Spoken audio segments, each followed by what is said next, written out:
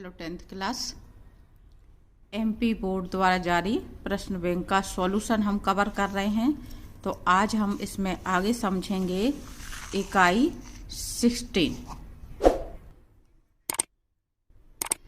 अधोलिखितेषु गद्यांशस्य प्रश्नानाम् उत्तराणि संस्कृत भाषायां लिखत। इकाई 16 में आपके पाठों के गद्यांश दिए जा रहे हैं, जिनमें से आपको प्रश्नोत्तर ढूंढने के लिए या छांटने के लिए आते हैं। तो सबसे पहले जो पैराग्राफ दिया हुआ है वो दिया हुआ है अस्ति देवलाख्यो ग्रामः।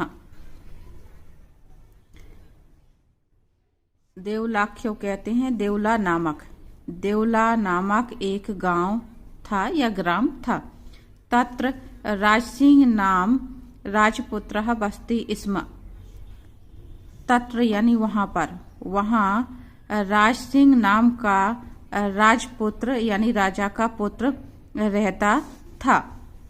एकदा केनापि आवश्यक कार्येण तस्य भार्या बुद्धिमती पुत्रद्वयो पेता पितुर्गृहं प्रति चलिता।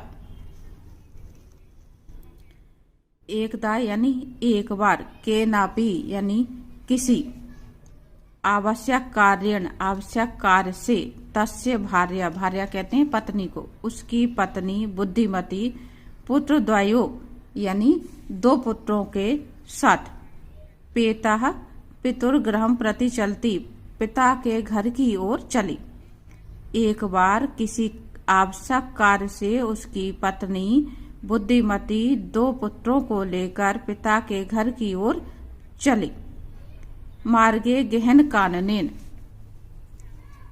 सा एकम व्याघ्रम ददर्श।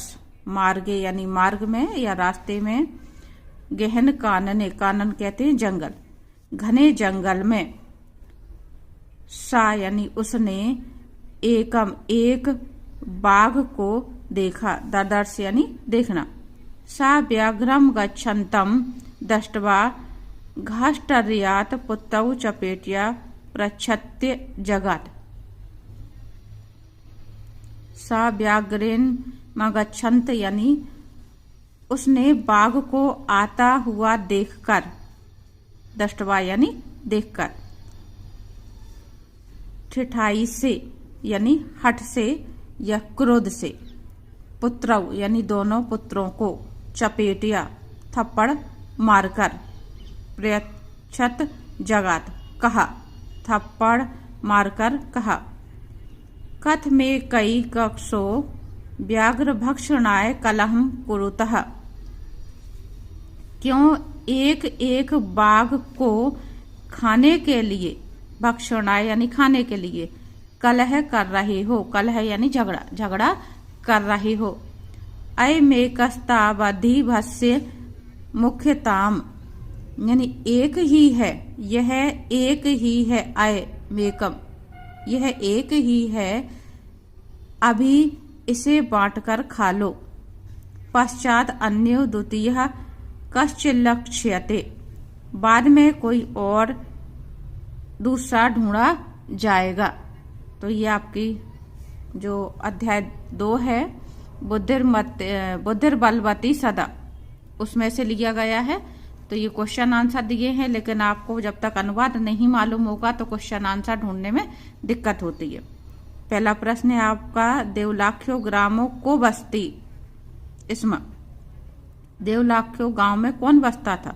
तो उत्तर है आपका ये। तो आपको प्रश्न में से शब्द को छांट करके लिखना है। देवलाख्यो ग्रामा को बसती, देवलाख्यो ग्राम में कौन रहता था? तो यहाँ पे को की जगह पे हम लिखेंगे राज सिंह नाम राजपुत्र, राज सिंह नाम का राजपुत्र, या फिर आप शॉर्ट में इस तरह से लिखना चाहें, राज सिंह नाम राजपुत्र बस्ती स्म, लेकिन कोशिश ये करें कि आप पूरे उसको रिपीट करें। दूसरा प्रश्न है, तस्य भार्या का आसीत, उसकी पत्नी कौन थी, यानी पत्नी का नाम क्या था? तो यहाँ पे हम प्रश्न में से ही अगर चेंज करके करेंगे तो तस्य भार्या का आसीत की जगह तस्य भार्या बुद्धिमती आसीत। यहाँ पे आपका दिया हुआ है तस्य भार्या बुद्धिमती, सीधा सीधा दिया हुआ है आपका, तो हम सीधा यहाँ से लिख देंगे आसीत। तस्य भार्या बुद्धिमती आसीत। अगला प्रश्न है सा कम ददर्श, उसने क्या देखा या किसको देखा। सा एकम व्याघ्रम ददर्श, सीधा आप यहाँ से लिखना चाहें तो यहाँ तक उत्तर सीधा लिख सकते हैं, सीधा हो जाएगा आपका। सा कम ददर्श, सा प्रश्न में से हो गया, कम की जगह एक कम व्याघ्रम और ददर्श फिर से आप क्वेश्चन में से लिखें या पैराग्राफ में से लिख सकते हैं। तो ये आपका पहला पैसेज था। अगला पैसेज है आपका कश्चित कृषकः, ये आपका पंचम पाठ का है। जननी तुल्य वत्सला। कश्चित कृषकः बलिवर्धाभ्याम क्षेत्रकर्षणम कुर्वन् आसीत्, कोई किसान 2 बैलों से खेत को जोत रहा था या खेतों की जुताई कर रहा था। तयो बलिवर्धयो एकः शरीरेण दुर्बलः जवेन गन्तुम शक्तश्चासीत्, तयो यानी उन दोनों में एक बैल शरीर से बहुत कमजोर और तीव्र गति से, जवेन यानी तीव्र गति से चलने में असमर्थ था। अतः कृषकः तम दुर्बलम वृषम तोदनेन नुद्यमानः अवर्तत, अतः किसान उस कमजोर बैल को कष्ट देते हुए हाँक रहा था। तोदनेन यानी कष्ट देते हुए और नुद्यमानः यानी हाँकना। सः वृषभः हल मूढ़वा गंतुम सप्ताह क्षेत्रे पपत, वह बैल हल उठाकर चलने में असमर्थ होकर खेत में गिर पड़ा। पपात यानी गिरना। क्रुद्धः कृषि बलः तम मूल्य अपयितुम बहुवारम यत्नं करोति, क्रोधित किसान ने उसे उठाने के लिए बहुत बार प्रयास किया। तथापि वृषः नोत्थितः, फिर भी बैल नहीं उठा। भूमौ पतते स्वपुत्रम दृष्ट्वा सर्वधेनूनां मातुः सुरभे नेत्राभ्याम अत्राणि अविरासन, भूमि पर गिरे हुए अपने पुत्र को देखकर सभी गायों की माता सुरभि की दोनों आंखों में आंसू आ गए। अब आपके प्रश्न दिए हुए हैं। कृषकः काभ्याम क्षेत्र कर्षणम कुर्वन् आसीत्, तो काभ्याम की जगह पे हो जाएगा बलिवर्धाभ्याम। कृषका पहले लिखेंगे आप, कृषकः बलिवर्धाभ्याम क्षेत्र कर्षणम कुर्वन् आसीत्। दूसरा है तयो बलिवर्धयो एकः कीदृशः आसीत्, दोनों बैलों में से या उनमें से एक किस प्रकार का था। तयो बलिवर्धयो एकः शरीरेण दुर्बलः आसीत्, उनमें से एक बैल शरीर से दुर्बल था यानी कमजोर था। मातुः सुरभे नेत्राभ्याम कानि अविरासन, मातु सुरभे नेत्राभ्याम अश्रूणि अविरासन। नंबर 3 पे आपका गद्यांश है वनस्य दृश्यम समीपे एवेका नदी बहती, ये गद्यांश आपका सप्तम पाठ में से लिया गया है। सुहाद्रम प्रकृति शोभा। वनस्य दृश्यम, वन का दृश्य, पास में ही एक नदी बहती है। एकः सिंहः सुखेन विभ्राम्यते, एक सिंह आराम से या सुख से आराम कर रहा है। तदेव एका वानरः आगत्य तस्य पुच्छ धुनाति, तभी एक वानर आकर के उसकी पूंछ को पकड़कर घुमा देता है। धुनाति यानी घुमाना। क्रुद्धः सिंह तम प्रहर्तुमिच्छतिं परम वानरस्तु कुदृष्ट्वा वृक्षाम आरूढ़। क्रुद्ध सिंह यानी क्रोधित शेर उसको मारना चाहता है, परंतु जो बानर था या बंदर था कूदकर पेड़ पर चढ़ जाता है। तदेव अन्यस्माद् वृक्षात् अपरः वानरः सिंहस्य कर्णं कृष्य पुनः वृक्षोपरि आरोहति, तभी अन्य पेड़ से दूसरा बंदर शेर के कान को खींच करके, कर्ण यानी कान, दूसरा वानर आकर शेर के कान को पकड़कर खींचकर फिर से पेड़ पर ऊपर चढ़ जाता है। एवमेव वानरः बारम सिंहम तुदन्ति। इस प्रकार से बंदर बार बार शेर को परेशान करते हैं या तंग करते हैं। क्रुद्धः सिंह इतस्ततः धावति गर्जति परम किमपि कर्तुम समर्था एव तिष्ठति। क्रुद्ध सिंह यानी क्रोधित शेर इधर उधर दौड़ता है। इतस्ततः यानी इधर उधर दौड़ता है। धावती यानी दौड़ना। परंतु गरजता है यानी क्रोध करता है, परंतु कुछ भी करने में समर्थ नहीं होता, यानी कुछ भी करने में असमर्थ होता है। पहला प्रश्न है आपका, कहा सुखेन विश्राम्यते। एकः सिंह सुखेन विश्राम्यते। सीधा सीधा आपका उत्तर ये दिया हुआ है। दूसरा प्रश्न है, कहा आगत्य सिंहस्य पुच्छम धुनाति। कौन आकर के सिंह की पूंछ को गोल पकड़कर खींचकर घुमा देता है। एकः वानरः आगत्य तस्य पुच्छ धुनाति। ये सीधा दिया हुआ है। क्रुद्धः सिंह किम करोति। क्रोधित सिंह क्या करता है। क्रुद्धः सिंह इतस्ततः धावति गर्जति। क्या करता है, हमको सिर्फ इतना ही बताना। गर्जति च। इस तरह से उत्तर हो जाएगा आपका। क्रुद्धः सिंह इतस्ततः धावति गर्जति च। अगला गद्यांश है आपका, विचित्रः देवगति। ये आपका लिया गया है विचित्र साक्षी पाठ से, यानी अष्टम पाठ। विचित्रः देवगति। विचित्रः देवगति यानी भाग्य की लीला विचित्र है। तस्याम एव रात्रौ, ये मिसप्रिंट हो रहा है, रात्रौ होगा। रात्रौ तस्मिन् गृहे कश्चन चोरः गृहाभ्यन्तरं प्रविष्टः। उसी रात को उस घर में कोई चोर प्रवेश कर गया। तब निहितमयकाम मंजूषाम आदाय पलायतः। मंजूषाम यानी पेटी या बॉक्स। वहां रखी हुई एक पेटी को लेकर के भाग गया। चोरस्य पादध्वनिना प्रबुद्धो अतिथि चोर संकायः तमन्वधावत्। चोरस्य पादध्वनिना यानी चोर की पैरों की आवाज से जागा हुआ अतिथि चोर की आशंका से उसके पीछे पीछे भागा। अग्रणाच परम विचित्रम घटत। और पकड़ लिया, किंतु विचित्र घटना घटी। चोरः एव उच्चै क्रोधितुम आरभत चोरायम चोरायम इति। चोर ने ही ऊंची आवाज में जोर से चिल्लाना प्रारंभ कर दिया, यह चोर है, यह चोर है। अगला प्रश्न है आपका, विचित्रः कः। तो विचित्रः देवगति। उत्तर इस तरह से हो जाएगा आपका। पहला ही शब्द आ रहा है गद्यांश में, विचित्रः देवगति।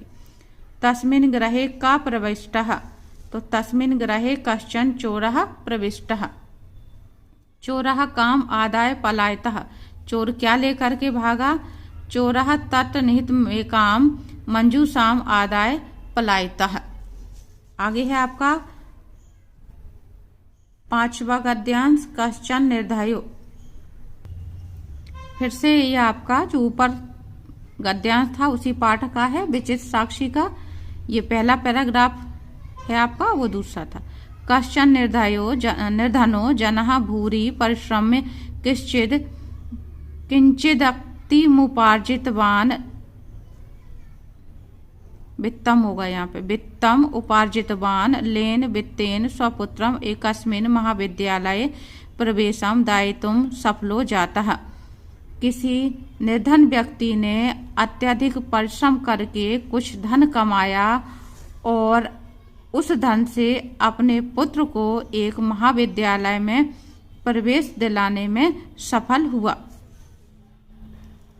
तत्र तनय तदेव छात्रावासे निवसन अध्ययने संलग्ना संभवूत।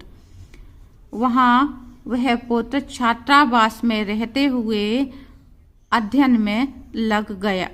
एकदा सा पिता तनुजस्य कर्णम तामाम करण्य व्याकुलो जातः पुत्रम द्रष्टुम च प्रायश्चित। एकदा यानी एक बार वह पिता पुत्र की बीमारी को सुन करके व्याकुल हो गया और पुत्र को देखने के लिए चल पड़ा। परमार्थ कार्सेन पीड़ितः सा वसायानम विहाय पदातिखे प्राचलत। परंतु धन के अभाव में वह परेशान बस को छोड़ करके पैदल ही चल पड़ा। प्रश्न है आपका पहला, कहा भूरी परिश्रम किश्चित वित्तम उपार्जित वन। कहा की जगह पे आएगा आपका निर्धनः जनः, निर्धनो, यहाँ पे ओ की मात्रा नहीं छपी है, निर्धनो जनः। अगला है तेन कथम कुत्र च स्वपुत्रम प्रवेशम दायित्वम सफलो जातः। वह अपने पुत्र को कहाँ प्रवेश दिलवाने में सफल होता है। तेन स्वपुत्रम महाविद्यालय आएगा, पुत्र की जगह पे महाविद्यालय प्रवेशम दायित्वम सफलो जाता, महाविद्यालय में प्रवेश दिलवाने में सफल हुआ। अगला प्रश्न है आपका, एकदा सा पिता कथम व्याकुलो जाता है। एक बार पिता क्यों व्याकुल हो गया। स्वतनुजस्य रुग्णताम कार्यान्य व्याकुलो जाता है। अपने पुत्र को बीमारी के बारे में सुनकर के वह व्याकुल हो जाता है। आगे है आपकी इकाई 17, इसमें आपके पद्यांश दिए हुए हैं। अधोलिखितेषु पद्यांशस्य प्रश्नानाम उत्तराणि संस्कृत भाषायाम लिखत। नीचे लिखे पद्यांशों में से आपको प्रश्नों के उत्तर छांट करके लिखना है। तो आपको ये जो श्लोक दिए जा रहे हैं उनका अनुवाद आना चाहिए, तभी आप प्रश्नोत्तर छांट पाएंगे। पहला दिया हुआ है आपको, व्यायामो ही सदा पथ्यो बलिनाम स्निग्ध भोजनानि स च शीते बसंते च तेषां पथ्यतम स्मृत।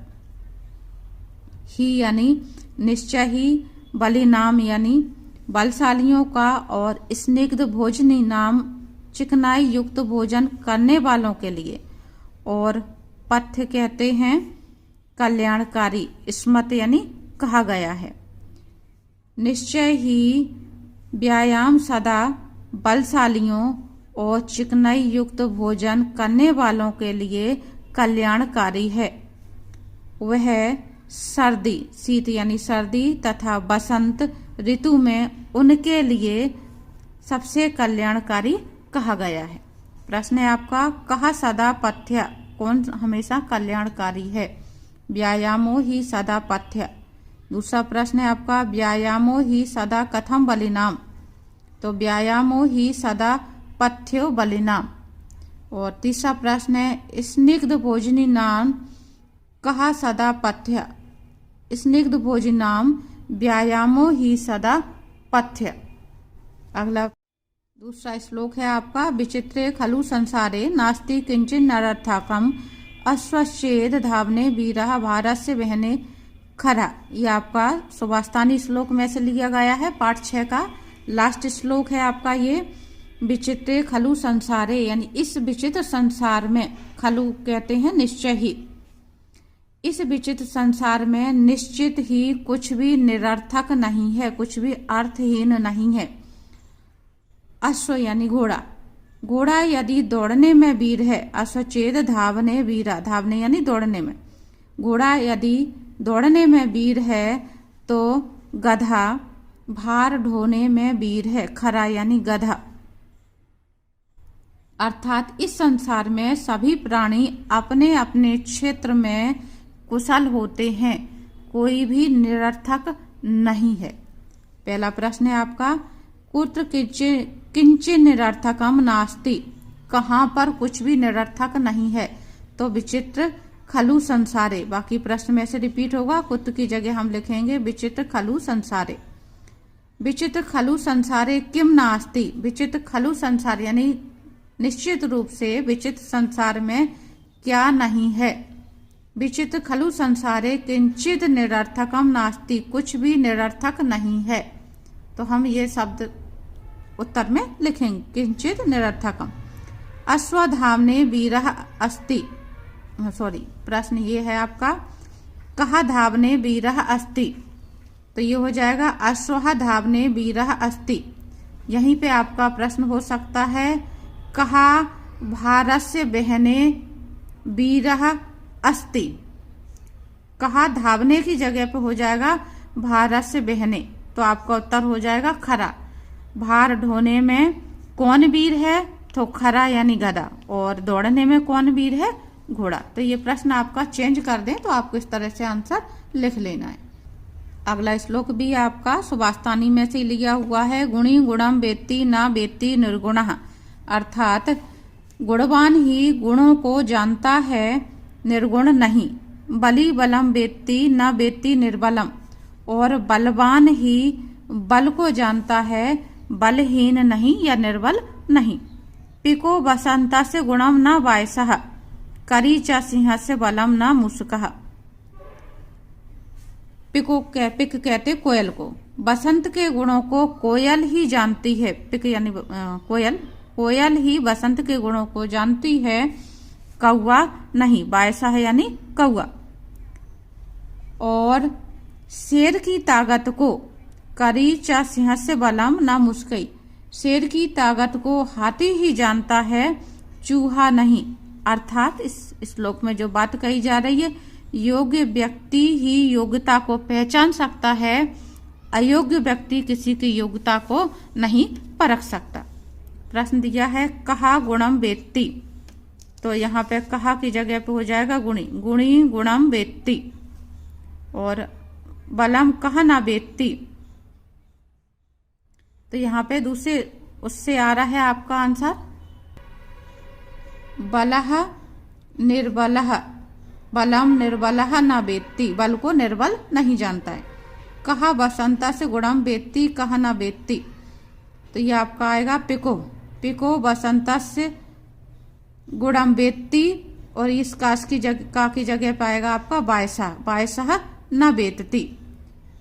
कोयल बसंत के गुणों को जानता है, कौवा नहीं जानता। अगला है आपका चाणक्य वचनानी से, आचारः प्रथमो धर्मः इत्येतद् विदुषां वचः तस्माद् रक्षेत सदाचारणं प्राणभ्यो अपि विशेषतः।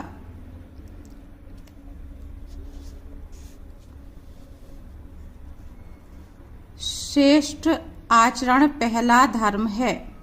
आचारः प्रथमो धर्मः, आचार का मतलब श्रेष्ठ आचरण, अच्छा व्यवहार, पहला धर्म है, ऐसा विद्वानों का मत है या विद्वानों का वचन है या विद्वानों का कहना है।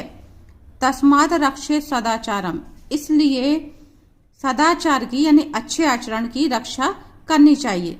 कैसे? प्राणेभ्यो अपि विशेषतः, यानी प्राणों से बढ़कर के भी, इसलिए प्राणों से बढ़कर सदाचार की रक्षा करनी चाहिए। क्वेश्चन है आपका, कहा प्रथमो धर्मः, तो उत्तर है आपका आचारः प्रथमो धर्मः।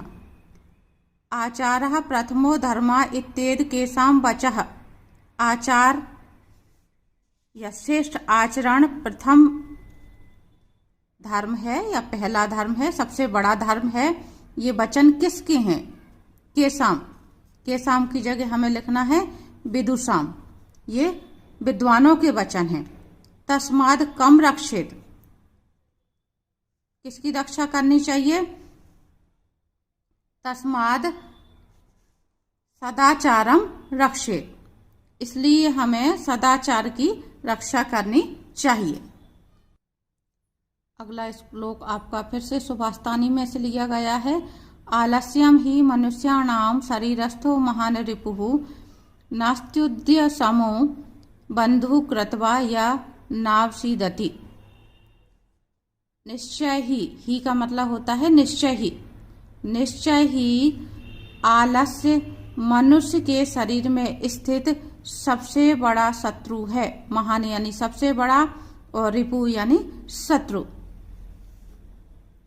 नास्तुद्यम समो यानी परिश्रम के समान कोई मित्र नहीं है। बंधु का मतलब यहाँ पे मित्र।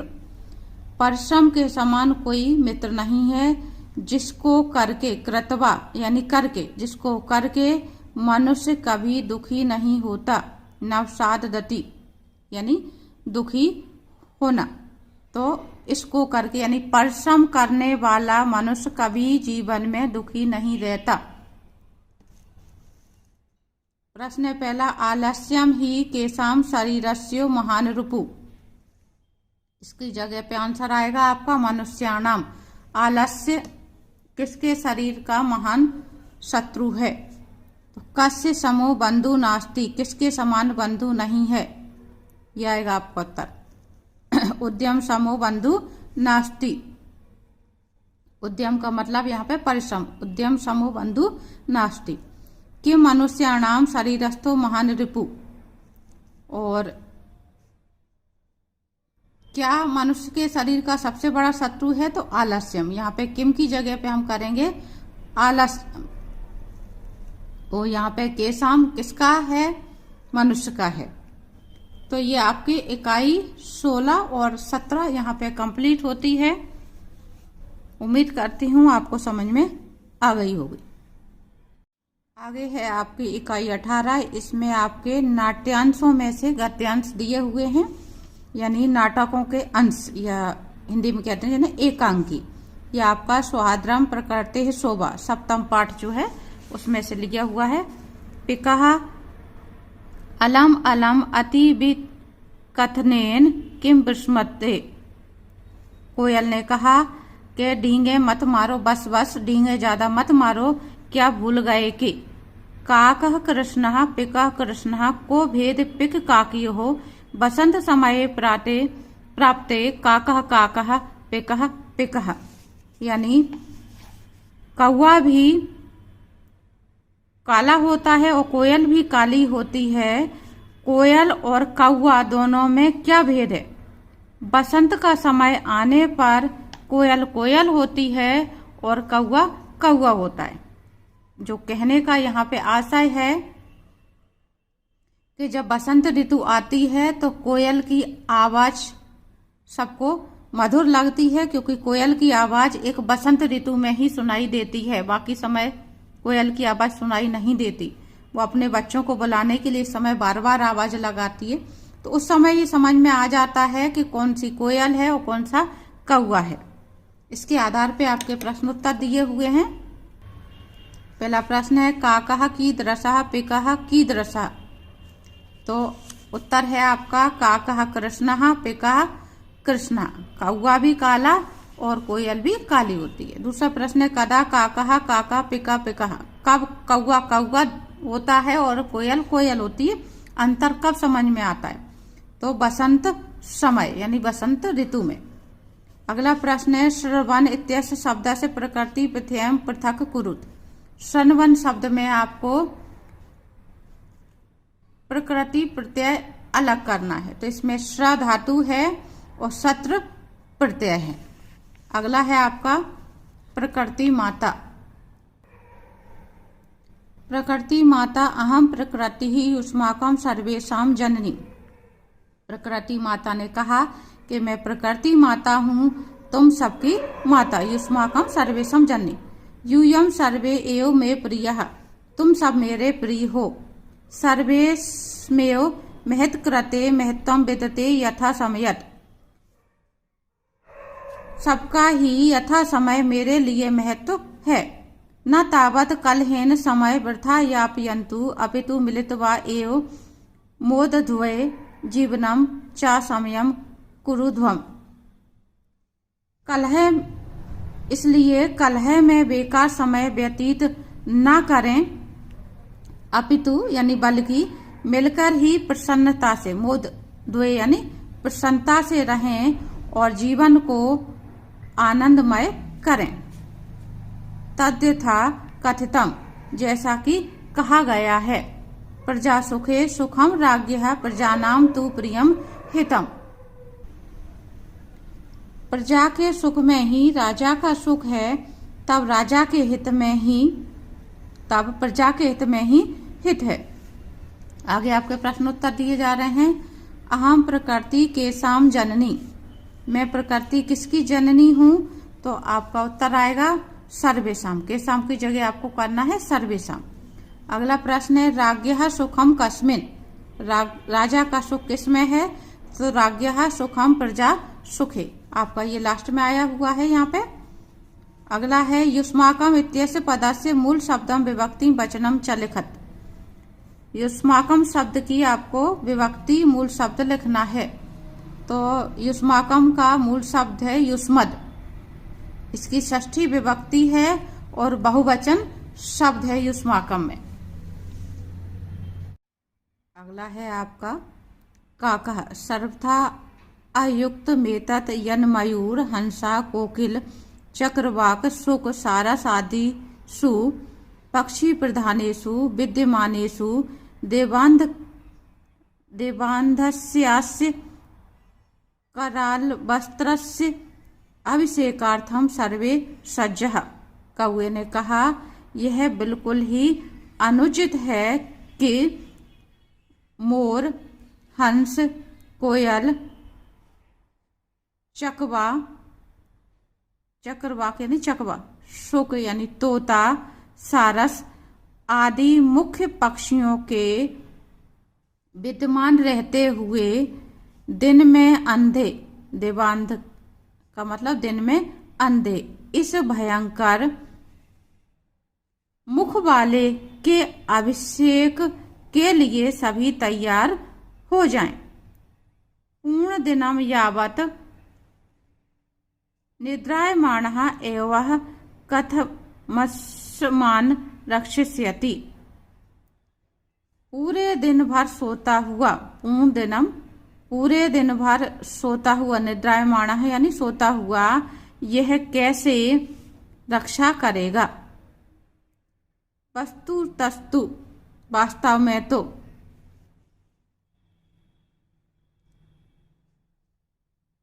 शोभा अवरोद्र मृत्युग्रम क्रूरम प्रियवादिनम उलूकम नृपति कृत्वा कानु सिद्धिर भविष्यति।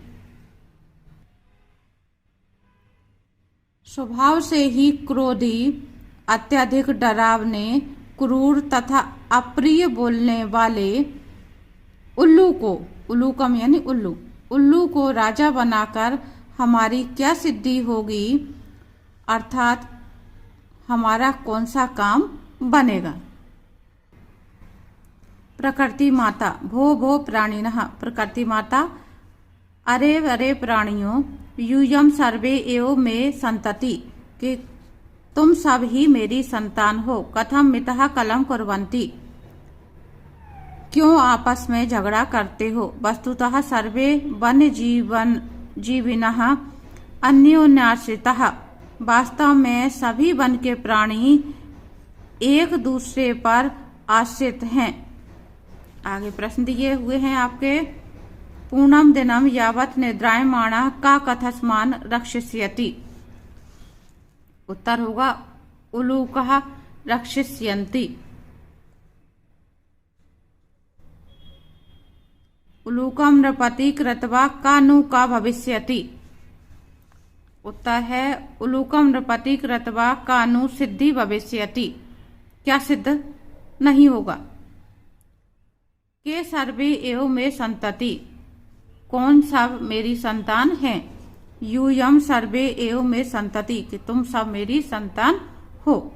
तो यहाँ पे जो आपके गद्यांश पद्यांश दिए हुए थे, जिनमें से आपको क्वेश्चन छांट करके करना रहता है, वो समाप्त होते हैं। उम्मीद करती हूँ इतना समझ में आ गया होगा।